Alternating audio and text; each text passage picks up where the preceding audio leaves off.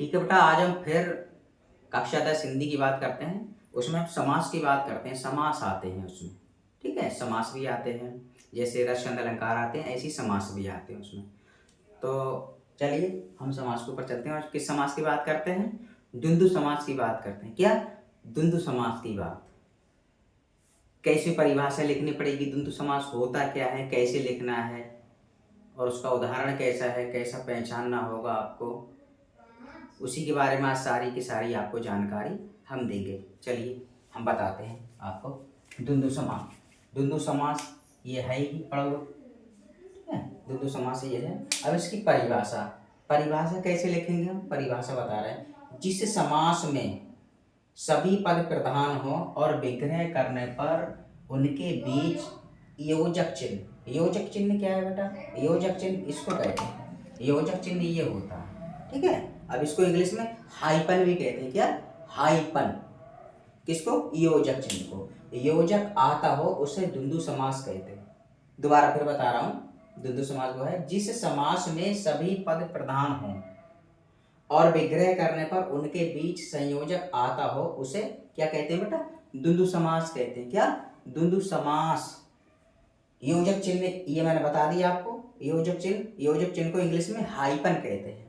अब जैसे आ गया रात दिन, बीच में योजक चिन्ह है तो और लगेगा बीच में, रात और दिन। ऐसे होता है आग पानी, आग और पानी, भला बुरा, भला और बुरा, मार पीट, मार और पीठ, माता पिता, माता और पिता, ठीक है। पाप, पाप पुण्य, पाप और पुण्य, हार जीत, हार और जीत। इसमें बहुत सारे लगा सकते हो, दूध घी भी लगा सकते हो, दूध और घी। देश विदेश, देश और विदेश भी लगा सकते हो, ठीक है। बहुत सारे शब्द बनते हैं इसमें। और जैसे लगा सकते हो तुम भूख और प्यास, ठीक है। भूख, भूख प्यास, भूख और प्यास, इसमें योजक चिन्ह जरूर आता है। मैं दोबारा फिर बता रहा हूँ, द्वंद्व समास की बात करते हैं। द्वंद्व समास होता क्या है? जिस समास में, जिस समास में, किस समास में?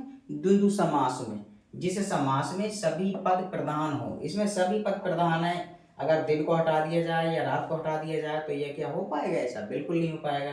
जैसे आग और पानी को हटा दिया जाए तो एक रह जाएगा, एक के बिना दूसरा निरर्थक है, सार्थक नहीं है।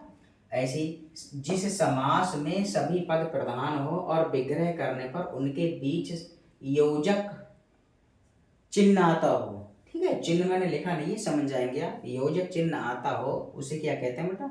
द्वंद्व समास कहते हैं। अब द्वंद्व समास लिखेंगे कैसे? अब जो योजक चिन्ह यहाँ हट जाएगा और इसकी जगह और आ जाएगा, जैसे रात दिन, रात और दिन, ठीक है। रात और दिन ऐसे ही लिखेंगे, रात और दिन हो गया ये। अब ऐसे आग पानी, आग और पानी, आग और पानी, भला बुरा, भला और बुरा, मार पीट, मार और पीठ, माता पिता, माता और पिता, पाप पुण्य, पाप और पुण्य, हार जीत, हार और जीत। इसमें और भी लिख सकते हैं, देश विदेश, देश और विदेश, भूख प्यास, भूख और प्यास, ठीक है।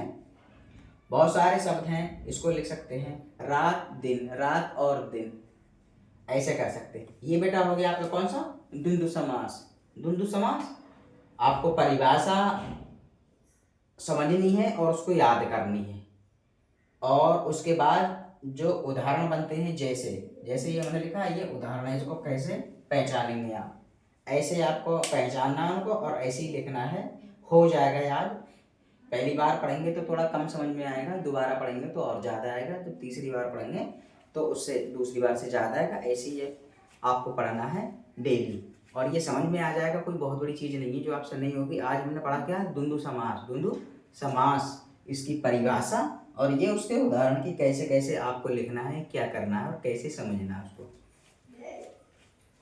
तो मैं आशा करता हूँ आप समझ गए होंगे, और हमारा यूट्यूब पे चैनल है उसको ज़्यादा से ज़्यादा सब्सक्राइब करिए, और इंस्टाग्राम पे हमें फॉलो करिए और एक लाइक करिए।